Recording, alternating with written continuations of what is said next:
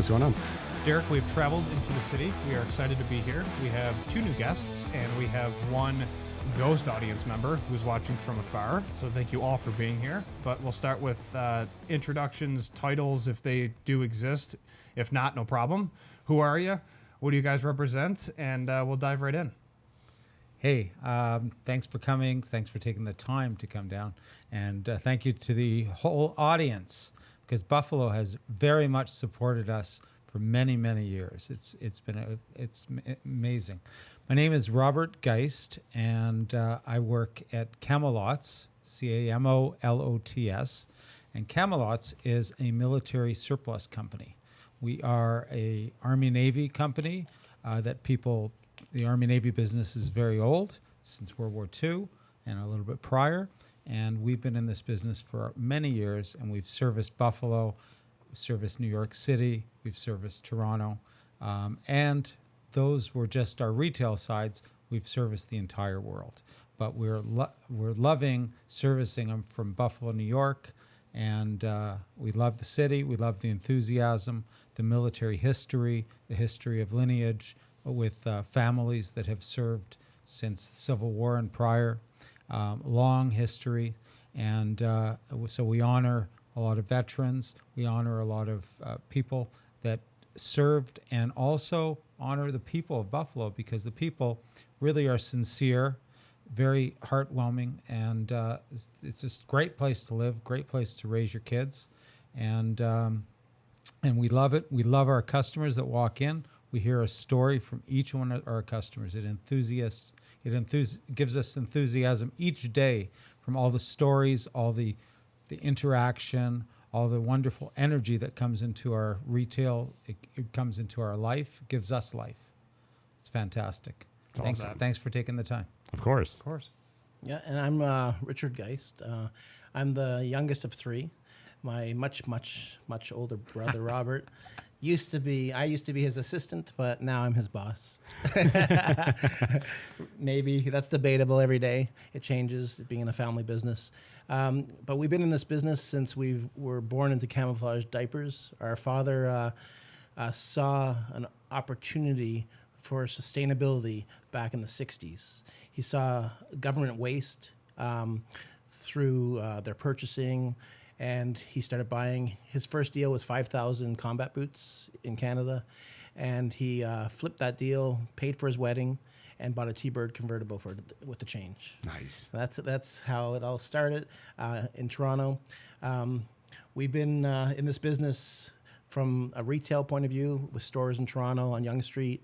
Growing up, we moved into e-tail in '98, writing our own code, our own shopping cart, and we opened up stores from Edmonton, Alberta, in the world's biggest mall, to New York City, Long Island, Boulevard Mall, Walden Galleria. We've been testing retail for 50 years, and now we're here focused in Larkinville, working on building a sustainable factory in Larkinville.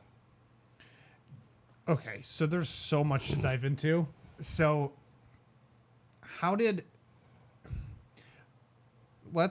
don't even know where to start. We have to start with the growth from location to location. Like, what's the story there? Because it's a family-owned and operated business, but if you look, you have no idea that that's a thing, because it's so brand-centric that when you walk in, it's like, wait, this is exactly what I would expect. Like, they have everything I would need from an equipment standpoint to either outfit myself or buy for somebody else or whatever the case may be.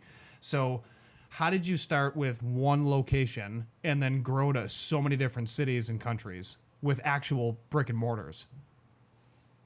Well, I wasn't born yet, so he in the initial side, like Richard said, it was all about money at the beginning. My father had to pay for a wedding. My father had he had a bride that he needed to take care of. I'm the oldest, so he had a family. So basically, it was out of need and out of necessity, and he saw a way. He saw a way to do something a little bit different. And from that, it opened his eyes on options in the world, on things that he can do. And it was great because it was very profitable. You could do certain things. You could use your Not very profitable. It was very hard. well, but it was also very profitable if you used your marketing ability. If you weren't a hoarder, it was So- very profitable. so those if you're a hoarder boots- like we are, there's no profit. It's just sweat and tears. So those boots that Richard mentioned that my father paid for his wedding, back then in the early '60s, the military had cleats on your boots, on the front toe of your boot and on the back of your boot. When you marched, they had cleats that basically it was taps. It was called taps, and my father, My favorite movie. my father ended up taking off the taps off the boots, selling the taps as one item, selling the boots as another item, and he went to certain marketing groups like the Mennonites or the Amish that needed this. So he went to a specific person and he saw he could find a need. So through that understanding of marketing, he really used his brain on figuring things out. So it opened up different opportunities. So the old school guys did those type of things. It taught us to do those type of things. So it was enthusiastic that we could learn street smart right from doing it. And that's one thing that you'd love if you go to work and you learn from your day every day. It's fantastic. I just want to add that a family business is the school of knocks. It's the hard knocks because you learn everything. Like they say, you start in the mailroom or a janitor, but we've done everything from purchasing, marketing, sales. That's why we were able to launch a website in '98. There was a need. We weren't smart. It was Amazon was selling books in '98, and we had a dial-up server. It was just because we needed to get our product out to the world. And when you have a retail store, you have 30 feet. People walk by you. You have the 2 seconds to grab them to walk to the front door. Online's a little different. Was that out of necessity because you were getting questions on people outside of the area looking for your items, or was it just you thought that maybe you should get into it before the necessity came? I guess what was that like? Good question. We had a lot of people from all over the world come into Toronto, shopping Yonge Street. We were across from the Eaton Centre. My father was a very progressive retailer. He had the first bulletproof sign. Our sign, Mr. Surplus. Lexan. It was bulletproof. My dad was dealing with his displays outside our store were the place that people put the drugs in the pockets. They would do the drug deals from my dad's mannequins. We used to put the displays outside, just like we do in our store in Bailey and Seneca.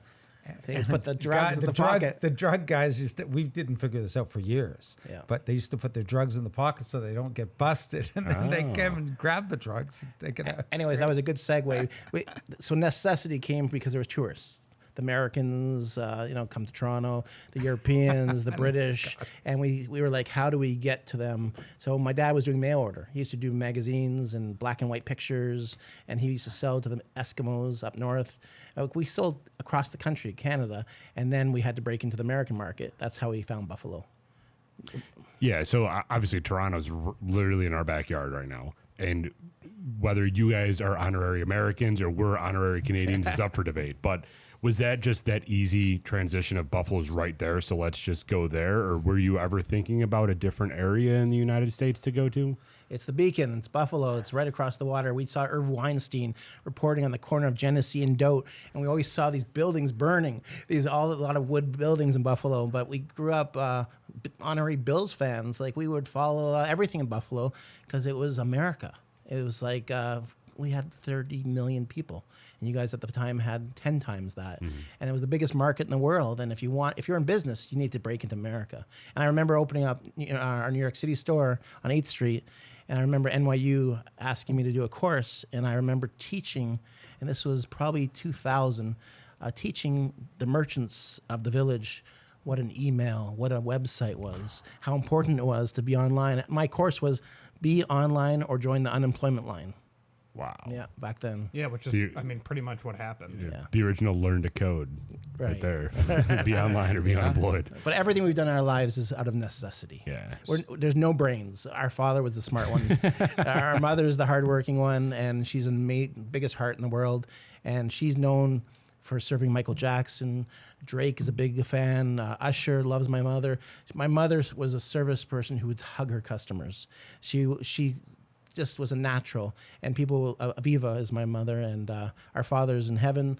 And the surplus, father's Ike. Isaac is our father. And Aviva still comes to work. She still whips our butts and gets us into shape. But she's a legend in customer service. I love that.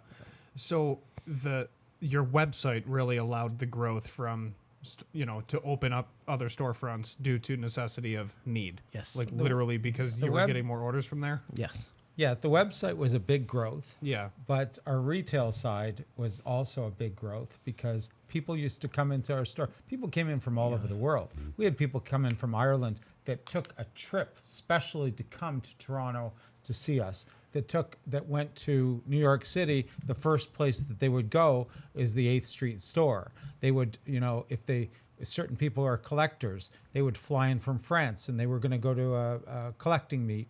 They would fly in specifically to New York City to pick up their stuff at the store and then go out to reenactment, various different things. They would, we got teachers that would stop in the store. That we have museum curators that would come in and fly in and pick up a whole thing. So one day, who knows, it was going to be a slow day, but it ended up to be a mega day because a teacher came in, a curator came in and wanted to buy, and we have the real gear. Mm-hmm. We have the real deal. So whether it's a soldier, whether it's someone who's wanting it for fashion, new fashion, back then it was like grunge fashion, new fashion. It was, the punk rockers would come in. So those were people that the whole society would look at and say, you know what, they're lower than us. But in true fact, they were the creative ones. They were the ones changing fashion, changing looks. Those were the things that you'd find on runways. Those were the things that would inspire Ralph Lauren and inspire Louis Vuitton and inspire all the Armanis, because they would look at these things and they would say, look at that creativity. So so the Japanese jumped on that. They love it. They love the originality. How do you source it though? Because if demand is so high, what's the sourcing to scale that? We could tell you, but then Right. no one leaves this room. It's our father. He's the original fax machine. I remember my dad bought a fax machine as big as his desk. I think he paid $10,000 for the fax machine. He was communicating. He had to have 2 fax machines, one in England and one in Toronto. For bidding. And he used it for bidding. He used it for communications between his warehouse in England. We had 5 warehouses. This here is one conglomerate warehouse, but we had a warehouse in Germany, warehouse in Northern England, Carlisle, a warehouse in Toronto, another warehouse in Georgia, and another warehouse in Buffalo. I don't think anybody understands how big this organization is. It only because it's been a humble family business with great team members. Right. Like we're very lucky, and we've always put everything back into the business. Our father, again, we grew up very modest, still to today, because our father never had money in the bank. He always made money and spent money. So we call it hoarding, but he always had deals. People came, he never kept money in the bank. So some fathers, invest a little in the stock market. Not our father. He bought stocks, as in army surplus stocks, like lots of socks and lots of camouflage and camo netting. And so we have 26 million pounds of clothing above our head. There's 26 million pounds of vintage clothing above our head. And when the military, when you got to remember, we buy from 27 militaries, not government, not 27 governments. Okay? Right. Russia, France, Holland, England, Canada, the U.S. directly from. So we're not like a vintage Buffalo. Buffalo. What's the vintage store? I'm blanking on the Buffalo vintage store. Sorry, I'll come around that. But we're not a vintage store that has a rack of flannel shirts. we have Yashenkas that we got from the Russian government with the real insignia. It's all real. Everything's authentic. How do those conversations happen? Like, what do you do? You just so reach out those- to You them? send him to Russia. right? Those I was literally when I went to Russia. I think I was 18.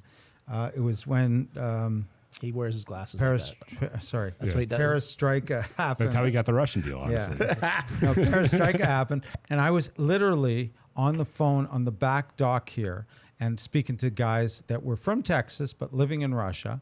And I was literally, they had a satellite phone and I had a regular phone, and they connected with me. And literally, I made the deal over several months that I would go there. And then How old were you? I was, 18. I think 18.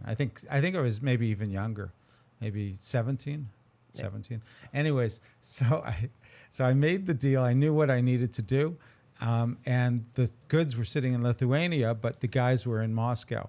So I had to actually fly to Frankfurt and then fly from Frankfurt to Lithuania. And Lithuania is a great country. It's fantastic. I found so much stuff in Lithuania. It was great. But I saw the goods, I inspected the goods, then I had to fly to Moscow. This whole time that I'm like a 17-year-old, I had a money belt with $23,000 in my waist.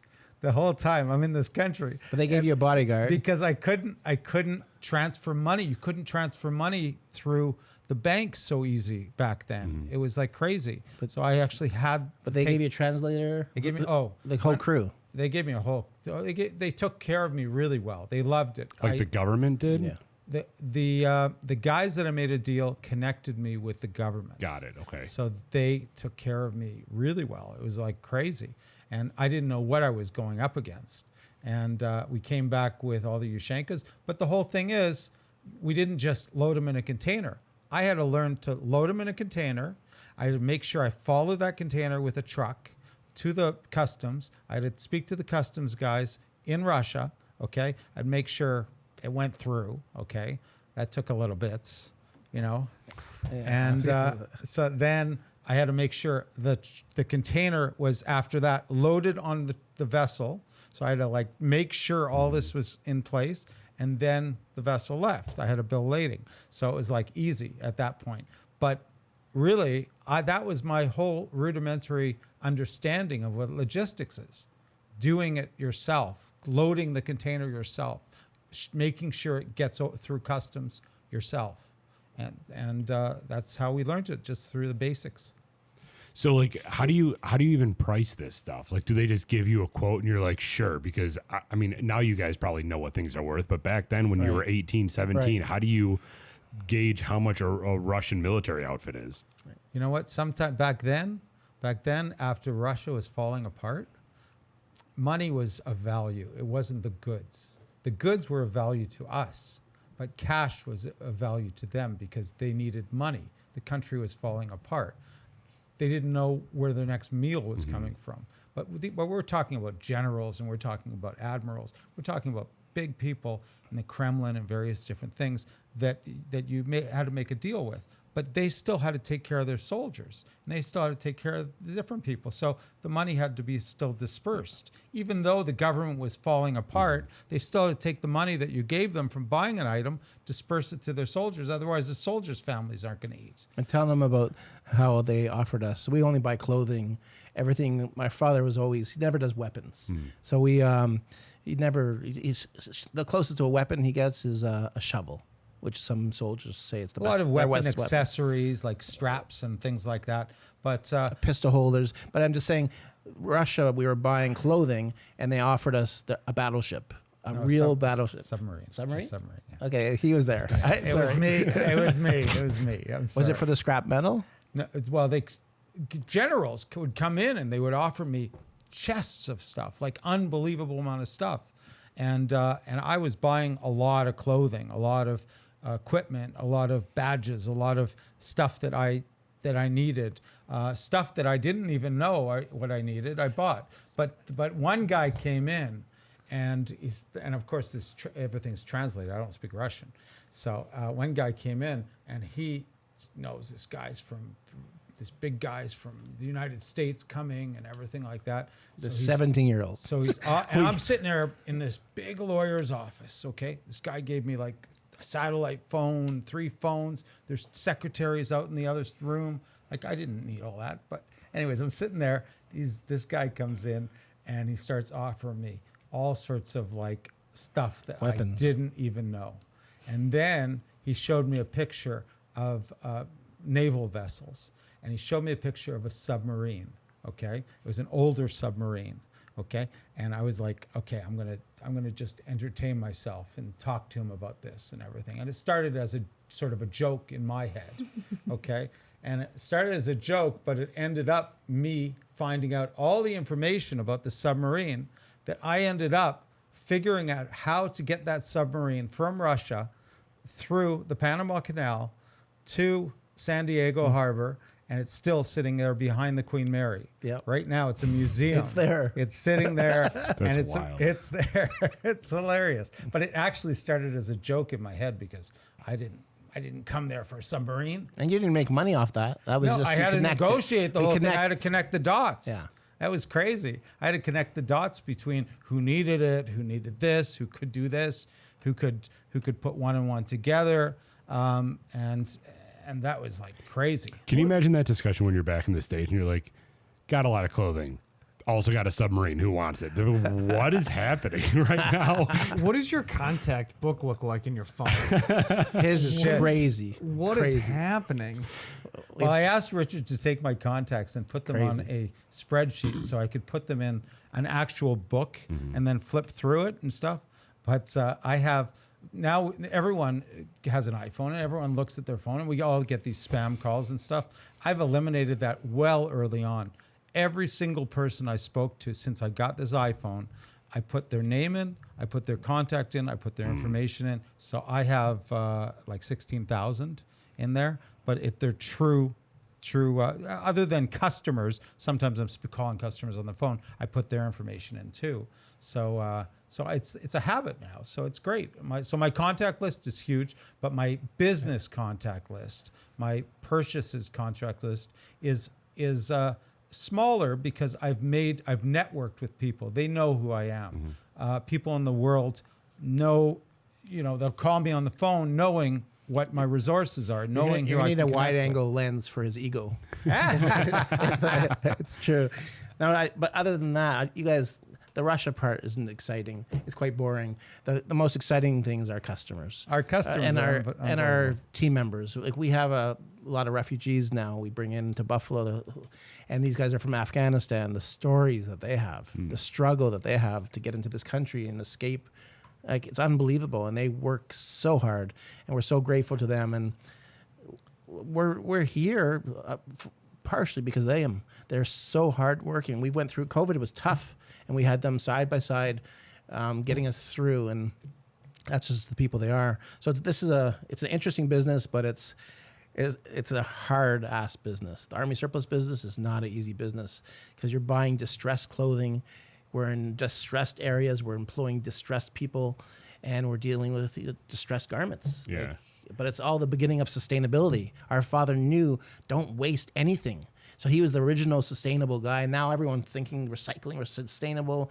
Our father's been doing it forever.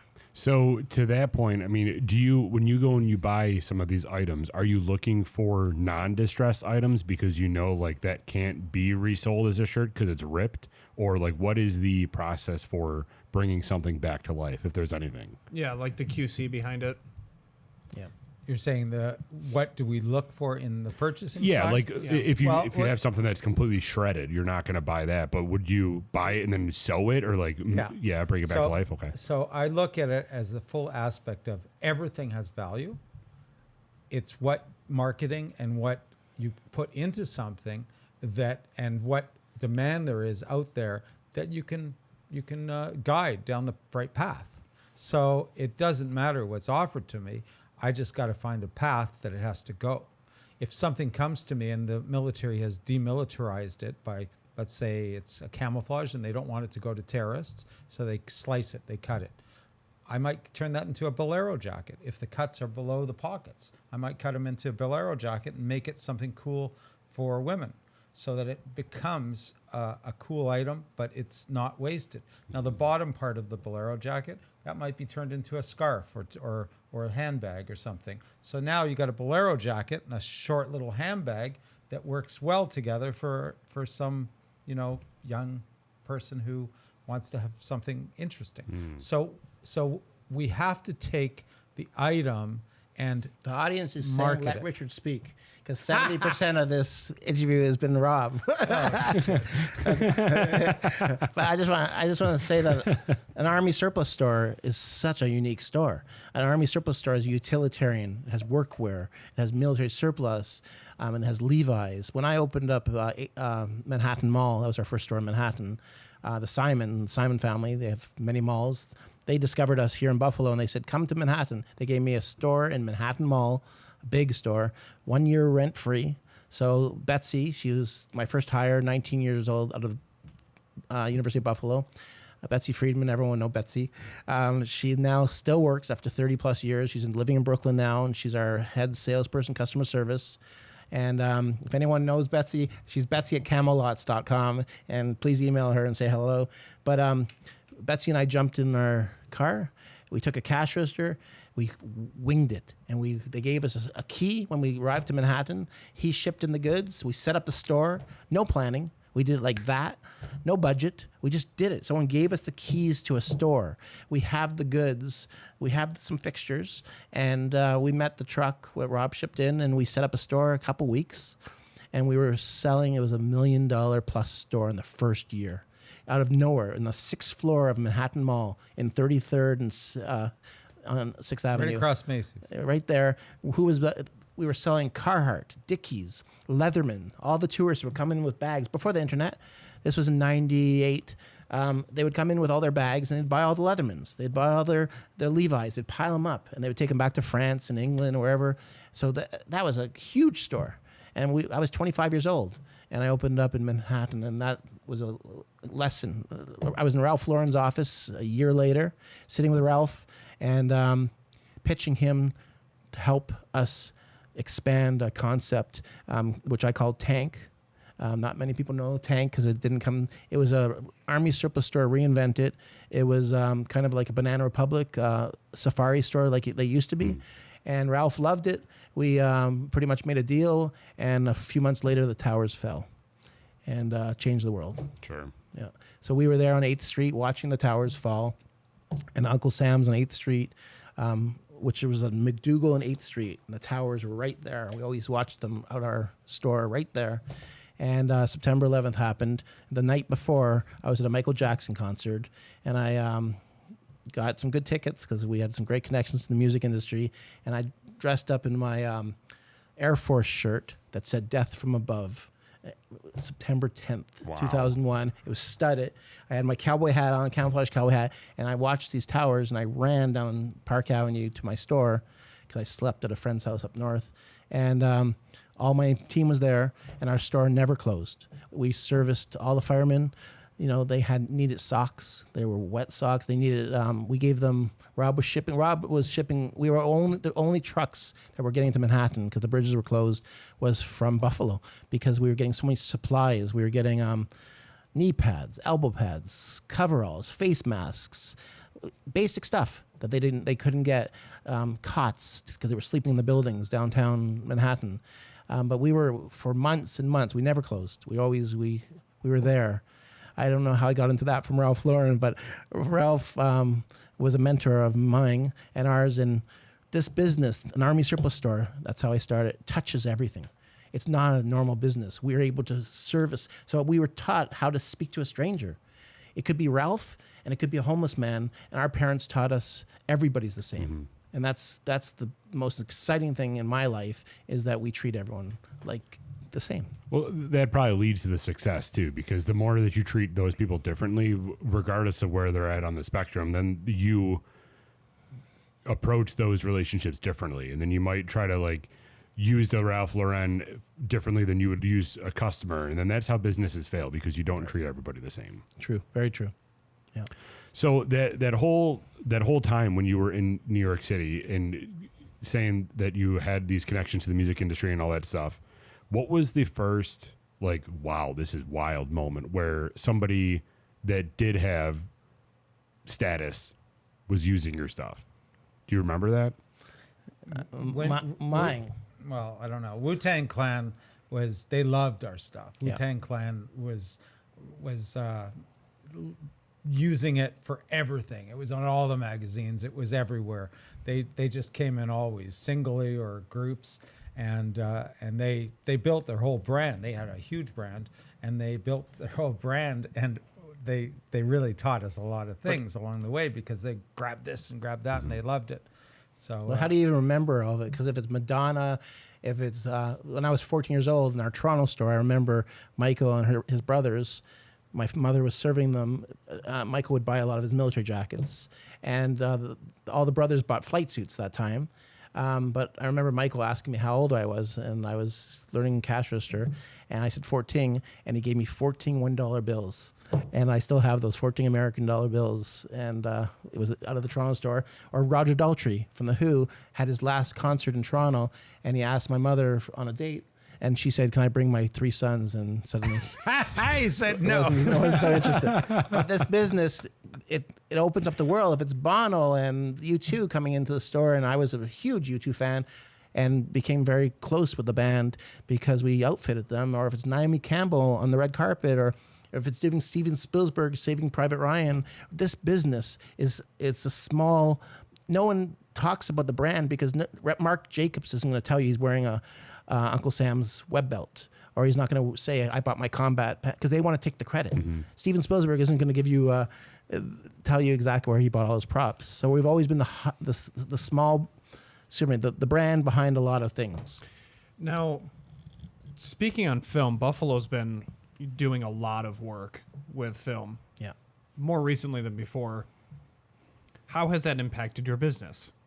Well, costume designers. Mr. Outfitter here. Costume designers have always come in our store. So the internet really has helped us out because they find us, they see us. But costumers from everywhere, they know us. They fly in from Orlando, they fly in from LA, they come in specially to pick up their gear. But a lot of times they call us on the phone. So when they were doing Private Ryan, I was speaking to the costumers, sending them pieces because they wanted to copy those pieces. And they needed 500-600 pair of boots.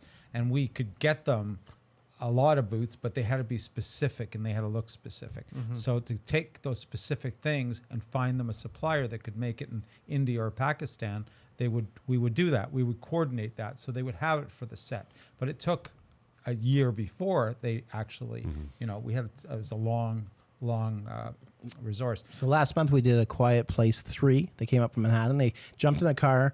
4 of them came here. They went through the whole building, picked everything grungy because it's for an apocalypse on a battleship. So they were looking for everything dirty, ripped. It was awesome.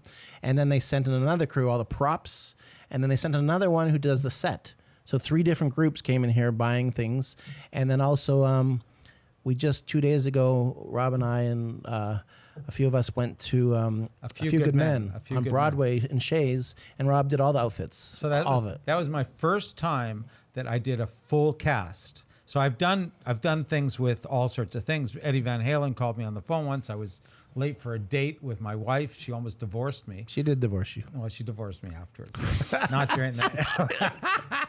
But he's in denial. Denial. He called me and he needed a full military uniform the next day. Sorry. But I do singles all over the place. But someone came in. Wait, your mic. Sorry. Someone came in, Lise Hardy came in from Shays, and she was like, I only have a week and a half, 10 days, and we need to put this together. It's A Few Good Men. I can't find the outfits. I can't find the sizes. And so I calmed her down. I was like, let's do it all together. So it wasn't just me. It was me. It was her. It was a whole group of staff. It was people doing research, our curator doing research about all the badges of the actors and all the ribbons to make sure that they were correct. It was to do everything, with Kendricks and making sure Kendricks looked perfect. And so A Few Good Men is great. And we put together 27 outfits, and it was fantastic. It looked amazing. So Navy, Marine Corps, and right through to Marine Corps officer, and we did everything perfect, like from head to toe. And I just want to add that if you're in the fashion house, and if you're Ralph, let's just say Ralph. Sorry, Ralph.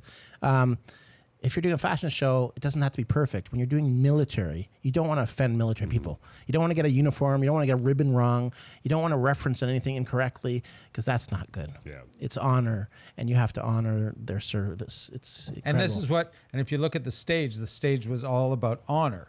So it was really, really to the fact of the story of A Few Good Men.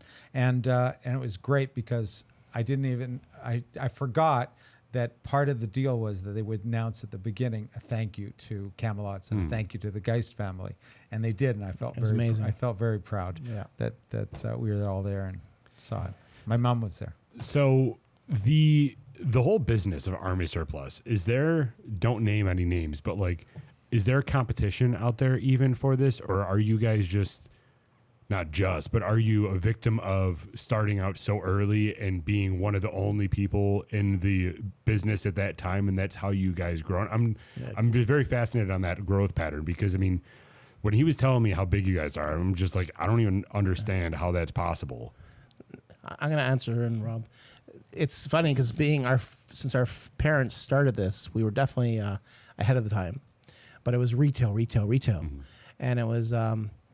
My dad didn't know anything about inventory turn. He just wanted to buy. He would put 95% of it away. If he could sell 5% of it and pay for the deal, great. That's why he probably was the biggest hoarder on earth. And Buyer. So when we watch something like Duck Dynasty, one of the #1 show, or American Pickers, we're like, what? Duck Dynasty is a scripted show. Our lives, our family, our employees, our customers are nuts. Our customers are loony bins, and they have incredible history, and they go out and do incredible things, and we're the middle people. We make it happen. We're going to Africa. People fly out. There's stories, and they tell us. So we are victims because we were once the young progressive people building websites, trying to learn social media, not so well. But we should have. But then now, in the last few years, TikTok's changed everything. These young folk, it's become very trendy to be in the surplus or vintage clothing. Everyone seems to be in it, and they're in it from their parents' basement. So they're not paying high rents. They don't have a huge overhead. So pricing's a little different, because we have people that sell a hat for $20, and we're like, what?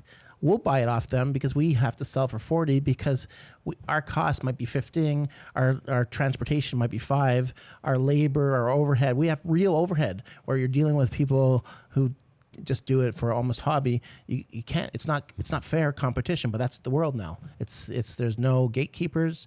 We're fine with that. We're adjusting to that, and but we have a lot of competition that's changing the world. Sure. Yeah. We're not the young guys anymore. Yeah, but it's us learning, it's us changing for this, and we're doing a podcast today. There you go. Yeah, it's great sense of marketing, and it's the same way as I say it. You never know what you're going to buy, and you're never going to know how you're going to market it. It's the same thing in business. You never know what happens the next day, so you have to be collaborate with them. You have to help them, because they might be younger than you, but they're also going to continue things on. If those people weren't around to inspire those things to continue, then this business would die out, and then the future generations wouldn't know what an Army surplus store is. So we're thankful that someone has inspiration to continue on, and we try to work in collaboration with people. So He's grabbing some I'm new. grabbing a prop to show you guys something. Sorry, let me just get my headset. Sorry, guys. That's good. So this is the example. So there's no planning, no budgeting. The Canadian military offered, so they went into one of their warehouses. So they had this blanket that they had for the Cold War.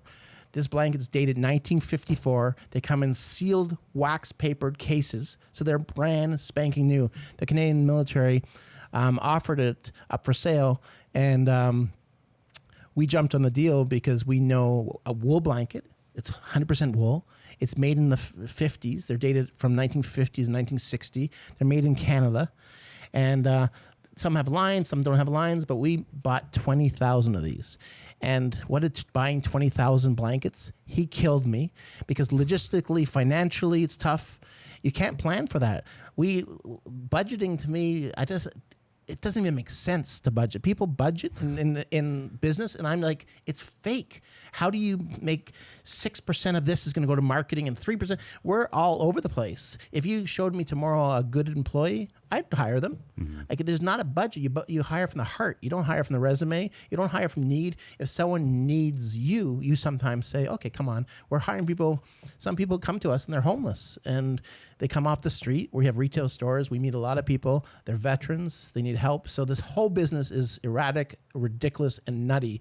And so 20,000 blankets came in, and now people are thanking us. But he had to bring them in. Logistics, customs. You have to clear the stamps. That's all Rob's the logistics guy. Markings, everything, because you have certain compliance, what you have to do across the borders, international borders, and people need these in other countries, and then you got to make sure they get there properly. 1954. So cool. So like, This is what we grew up with in our cottages when we all went to cottages, right? Have a nice wool blanket. Yeah. I'm sure this gives you a headache though, because like 20,000 blankets, where do you put that? If there's And like, they're not. It's not all one time. We're talking about so many here, so many there. So Okay. it's over a Trailers. period of so many. So it's over a period of maybe 6 months, and that's a lot of work. but like to your point, you're not buying out of need, right? Like you don't have somebody saying I need 20,000 blankets. No, not so at all. are there like Opportunities. auction sites or something like that where you're just saying I think we could use this eventually, let's buy all of them? and then- Auctions, negotiations. Relationships. I was offered an entire army, okay, East German military. When East Germany the walls came down in Berlin, I was offered, basically there's only 2 people in the entire world that was offered an entire army, okay? So East Germany had their own military. And I was at the table negotiating all the bases, Including the train tracks with the warehouses, with the goods in the warehouses. He had to employ a certain amount of people, right? It was a big deal, but was a big deal. It was in Europe, so Jeez. And But that, it- and that but we're it's talking hard. about. We're talking about like whole trains of Equipment. goods, of equipment. We're not talking about a tractor trailer or a tractor trailer. We're talking about entire trains. We're talking about full military bases.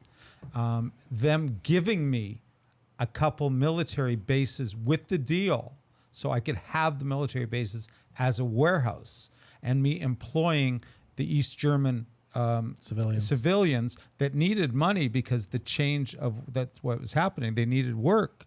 So me setting up shop in there. So this was all in the negotiations. It took a long time. What's the outcome? So the outcome was They own land in East Germany now. no. the outcome was Our last name is Geist. but I wish I spoke German. If I had spoken Auf German, Wiedersehen. if I had spoken German and had a little bit years under my belt, I think I would have actually got it because of our history of what we bought from many different countries. That's why we were invited to do this. Another company that was in Germany ended up, because they were very aggressive, they spoke German, it was their country, and they ended up getting the deal, the exact same deal that Makes I sense. was getting. But, yeah, makes sense. Now, man, this is it's fascinating. So, because it's all opportunity, essentially it's a business model, and then the sales follow the opportunity instead of vice versa, which some businesses do. To Derek's question and point of like, well, nobody needs 20,000 blankets. Why do it? And you're like, well, it's because the opportunity is there to buy it, and we're never going to get that opportunity again. So why not? And then we'll just figure it out. We'll just sell it because they're going to move. Like, it's Buffalo, right? And Canada. Somebody's going to want a wool blanket.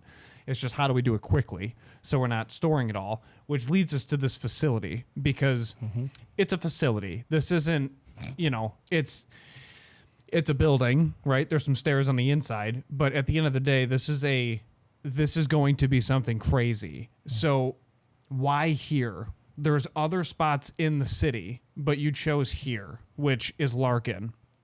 And it's the grunge side of Larkin, which I love. Like, your neighbor's a steel manufacturer, which I love those people. They're amazing. And the work that they do is incredible. So, please expand on that. And what's the vision for this building? Because obviously the resurgence of Buffalo has been going on since, 2017. It started to really take off with beer, but yeah, definitely take it away. Oh, Buffalo's. And we expect you guys to bring some whiskey. Where's the whiskey? Sorry. Next time. We'll definitely need a podcast number 2. Oh, yeah. Because we haven't even started. This is just saying. We got too much history. That's He was a one of good the problem to first. have. He was one of the first in Larkinville. Mr. Zemsky. Larkinville wasn't Larkinville at the early stages. At the early stages, we were in the building right next door. He's okay. We were in the building right next door. We started at Genesee and Dote, right off of Goodyear and everything like that. I used to go to the churches and knock on the doors, and that was the best place in a rough area to get your staff. So I would go partner with the pastors, and the pastors would recruit my staff members. And if they came from the church and the pastor would suggest them, you knew that there was going to be some goodness in what you're developing. So we didn't even have a loading dock then. We had everything grade level, and we had to load it off the truck. So 20,000 boots come in. You have to actually take a pallet jack at the bottom and offload them by hand because they're all singles. And then you're throwing them in there, and it's like crazy. So from the British military. So That was the original Doc Martens. I remember my father was buying the Doc Martens. He was a doctor, Doc Martin, who was making boots, combat boots for the soldiers in England. And he had a commercial offshoot, the Doc Martin boot. But we had the combat boot. The MS. Yeah. So, but anyways, so Genesee and Dote, we needed more warehousing. I came over to the Seneca district, and there was warehousing in the building next door. I was in the upper floors and moved stuff in. We had a lot of containers coming in. They were like, anyways, we had a lot of stuff coming in from all different places, and then the opportunity just came up because of space. So this was the space. So from the space that gave us a means, we basically opened a retail store. So our retail store is here. That's what, and I love it when a father brings a kid in, and then that kid grows up and that kid brings their kids in. Mm-hmm. So it's like you see that over the time, and we love that history, and that kid loves to study, military history, and that kid loves history, going to school and learning things. And that kid that you talked to is Matt, who was in high school shopping downstairs. Curator. He's our curator. Oh, that's cool. Incredible. But Buffalo, why did we end up in Larkinville? Definitely the space. But we believe there's highway access here. Mm-hmm. It's an amazing, you have Canada 6 minutes down there. Buffalo's a hidden secret. I've always thought maybe it's the millions and billions of pounds of water that gets pulled past Buffalo. That's some kind of energy. The people are incredible. They seem half Canadian, so it kind of makes us feel at home. There's struggle here. We've watched struggle with the sports and with the weather, but that makes amazing people. Mm-hmm. It's not easy to be a Buffalonian sports fan or a Buffalonian, and we're proud Buffalonians. We believe our plans in the next couple of years here in Buffalo are going to bring a lot of incredible things to Buffalo. We have some. We want to do a museum in Buffalo. We want to honor veterans. We want to celebrate veterans, and because we know freedom is not cheap, mm-hmm. and that's it. We need to do more to celebrate red, white, and blue. And we're Canadian, and we just know there's obviously some problems with this country, but it's the greatest country on earth. It's the freest country on earth. I agree. Yeah, and we have to be proud. And what a soldier, from any soldier, we got to remember we deal in 27 militaries, so we get military equipment from all over. But what a soldier feels, you in the military as a soldier, you have the same feeling as a Canadian soldier. You have the same feeling as a British soldier. You have the same feeling as a soldier from Greece. So all you guys have the same feeling, same inner feeling, and the reason you're doing it for service, for your country, for a career, to understand things, to learn. Those are very strong values that we want to show the youth we want them to touch those values and understand those values and understand that it doesn't matter if you're an American soldier or it doesn't matter if you're an Italian soldier. Everyone has the same feeling. The Swedish soldier has the same feeling about what they do for 2 years, for 4 years, for their whole career, if it's 20 years, 30 years. They have the same feeling what they want. So that gives pride. And if a kid in school can come through a museum, can come to our store, can take pride, can say, wow, this wool blanket has history. This wool blanket has history. I want to study that history. I want to understand that era. I want to understand the Cold War era. It inspires them to do something, and their parents love it. That's why they come back to our store. It's so powerful. Do current events at all like impact you guys with the world geopolitical stuff going on? Not in that aspect, but just like people buying stuff. Does that impact people buying military outfits and everything like that, or is that kind of agnostic? I got this one. It goes back to budgeting. You can't plan in this business. Yeah. You know, like That's a great point, because you got planners and preppers, and everyone's going to want something to, you know, for whatever their view is, but you're going to have it. and it's funny because we people say, so an Army surplus store sits in the center. It serves Republicans and Democrats. It serves peace-loving people and war-hating, whatever it is. We're always the middle, and we serve everyone because we're a business. So we have always learned never offend your customer. So we wouldn't sell a Confederate flag, just like we wouldn't sell a Nazi swastika. Just don't offend your customer. It's kind of a good practice in business not to piss off your customer. 100%. So when we grew up, What an idea. Yeah, right. so we grew up just kind of like Marking that down. being good to everyone, servicing everyone, hugging everyone. Because people, you never know. Our mother taught us smile at people, because you never know what's happened to them in their day. They might be dealing with a lot, and hug a person, and a smile could be a hug. And but the world's a little bit nutty with social media. They're not understanding. The social media has changed everything. Distruth, misinformation. It seems like everyone hates each other right now. Yes, it's changed our business big time, because people think when you sell an American flag that you're a Republican. Right. When I wear my American flag, and I love it, I'm Canadian, I wear my American flag, it's the coolest flag shirt around, but people say, you're a Trumper. I'm like, what are you talking about? This is America. Like, don't divide me, and I'm a proud American that comes from another country. That's so cool. So next you guys have grown so much since you started, but like, what's on the horizon? Is it more warehousing? Is it more $20,000 or 20,000 blankets and stuff like that? Like, what's next? Yesterday we got in. Shut up. Yeah. We try to stick to military surplus. Edit it out, Derek. Edit that out. Yesterday we got a tractor trailer in from Ottawa. It was a tractor trailer of poinsettias, Christmas plants. It came up, I don't know what happened. It was something to do with like a custom seizure. It came up, we buy from governments. So I saw a tractor trailer of poinsettias, 17 branch poinsettias, and we have it in our warehouse. A tractor trailer of poinsettias. So what's next? We're not sure. Anything in distress. You know, if you say, hey, I have a store in Rochester that needs filling, maybe we'll have a store in Rochester tomorrow. There's no planning. It's kind of like us, but we don't make money, so it's cool to talk to people that actually do. Yeah, Who are you guys? And we didn't plan this. We're just on a podcast. This came out of nowhere. But what's big on the horizon is recently I've moved from New York City to Buffalo, and our goal is to focus. So New York City is now closed on 8th Street. Everyone wants. I just last month my friend and I opened up.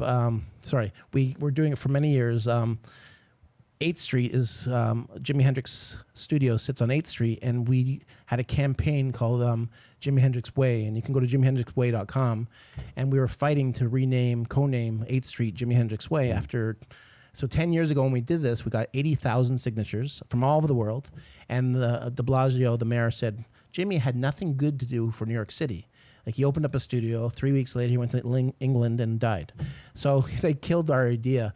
few weeks ago, we just got it done. We were there on 8th Street. We had 8th Street, East Street Band there. We had a lot of Jimi Hendrix's sister was there, and we renamed 8th Street Jimi Hendrix Way.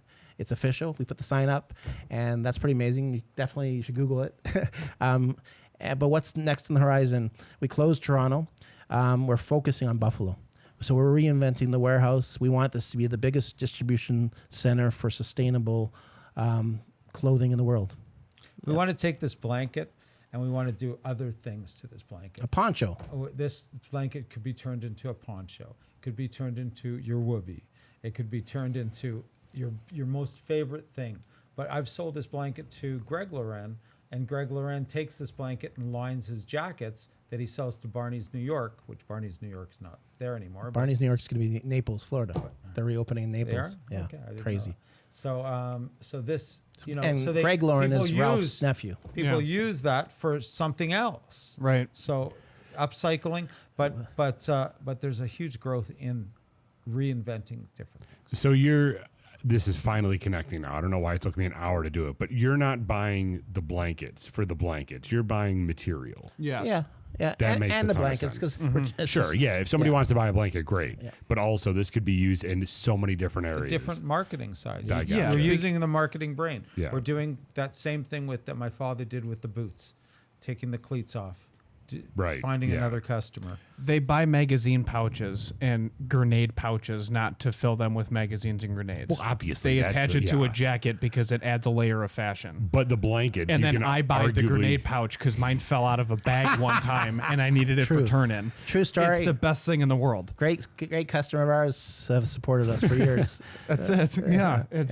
Dude, the store's sweet. Yeah. And the whole reason why there's so many kids that love it in Buffalo is because of the exterior display that the drugs were put in. I'm 7 years old and there was cargo nets outside and I asked my dad, I'm like, what is that? And he's like, let's go walk in. I was like, okay. And you just get you smell everything, Yeah. right? That's the first thing when you're a kid. We want to make a cologne called Surplus. It's wild. Toilet water. Yeah, and then you just look And you'll around remember and you're that like, for the what rest is of your life. 100%. And it's never changed. And that store's still there. Yeah, yeah. The Army Surplus store is special, and 90% of our industry is gone. They're the guys came out of the Vietnam War, World War II. The Army Surplus store started after World War II, but they're all gone. They're retired. They're passed away. It's unbelievable what's happening to this industry, and we want to keep it around. Yeah, Good it's for you important. guys. Yeah. So you're essentially outfitting this entire building that you moved into. You closed 2 locations and you're going to recenter everything into Buffalo. Veterans on sewing machines is something we want to do. So exciting. Repurposing the clothing, upcycling, recycling, just reusing, reimagining, whatever you want to call it. But we have it all here in this building, and we want Buffalo is important to us. Really important. Wow. It's really cool. Yeah. Thank you guys. Yeah. Anything else you want to touch on? I mean, this has been awesome. I really appreciate you guys telling the story because, like we said in the beginning, there's very few people that know who you like, the impact that you guys actually have. We have a gift for we have your Wooby. Look at that. There you go. You said you. That's hilarious. That's an official. This is it. U.S. military whoopee. Dude, not this made is in the China. greatest blanket in the world. Yeah. Yeah. Yes. And that's an original woodland camo, and it's not made in China. It's made in probably Mississippi, and yeah. I don't think you guys understand. First of all, thank you. I'm literally going to have friends drive to my house to try to steal this from me, so I have to actually protect this. Unbelievable. And we have an East German hat for you, but I won't. There it is on the floor. That's for him, because we talked about. Look at that. Now here's the most amazing thing. Okay, look at that hat. That's from East Germany. That country doesn't belong and isn't exist. around anymore. But look at the inside of that hat. I just noticed it. Okay, now pull out what's inside that hat. The paper. Yeah, Now that's an original newspaper. Look at that newspaper that was stuffed in that hat. Okay, I feel like this is a magic trick or something. It's real. This is This is the 100% business. real. That newspaper. What date is on I don't it? want to rip it. That's why I'm being so careful with It it. goes with your hat. So they stuffed it in just to keep the hat in shape. But that is an actual newspaper from East Germany. Okay, I don't even know the date on it, and I don't even speak German. But We're gonna have to make a to display frame out of it. this for a I know, studio. right? Oh, there's the date. Top left. What date is that? 1990. 1990. Yeah. Okay. That's not That's right. right. No. That's not the date. Is that the page? Okay. I'll have to look How into many- this more. Yeah. Okay. You can translate it, but that's our business. Literally the entire thing is in German. Yeah. Yeah. So I'll throw it through Claude. We were talking about Claude earlier. I'll throw it through Claude. See what they isn't come back this with. crazy? Richard has reached into pockets. When we're sorting through, we check the Sure. pockets, make sure there's Oh, no I'm sure. holes. And he's found love letters from Coins, soldiers. joints. We found Everything. all sorts of Everything. condoms and all sorts of different stuff that soldiers have. And they write a lot in the inside of their hat. And it's amazing yeah? when you pull off someone's hat, what you see. And to this day, cops put pictures of their kids up in the hats. Sure. It's very close to their. Oh, yeah. Them. But it's amazing. This business is like no other. Yeah. Wow. Thank you guys. Yeah, seriously. seriously. Thank you so much for This is your really time. cool. Thank you for Thanks, investing Buffalo in Buffalo. Happy Hour. And Yeah. it's so funny because my son and daughter-in-law came from New York, and Richard sent me a text this morning, and all I saw was Buffalo Happy Hour. 5 minutes before he spoke to me, is like, you have to take them to the museum, you have to take them here, you have to take them there. And I was like, okay, he's giving me another tip, Buffalo Happy Hour. I didn't even know we were doing a podcast. I thought he was telling me to go take them for Buffalo Happy Hour. You can't plan. You just have to live Can't life. plan, yeah. We're going to be gone tomorrow. You have to live every moment. Every moment. Absolutely. But thank you guys. Really appreciate you being on. This is an awesome story. Thanks, And we'll have to do. but you we'll know have what? to do round 2 or It- something. It Please, definitely please. takes a community. We thank our customers. Yeah, thank we you. thank our staff. We thank Richard's wife Susan, who's like super enthusiastic on every minute that we spend in our business and everything. It just makes it fun, and my mom, who makes it fun. We love it. We love our customers, and thanks guys for loving what you We guys love do. your podcast. Awesome. Thank you. Thank you so much. Thank you, guys. Appreciate it. Thanks, guys. Cut.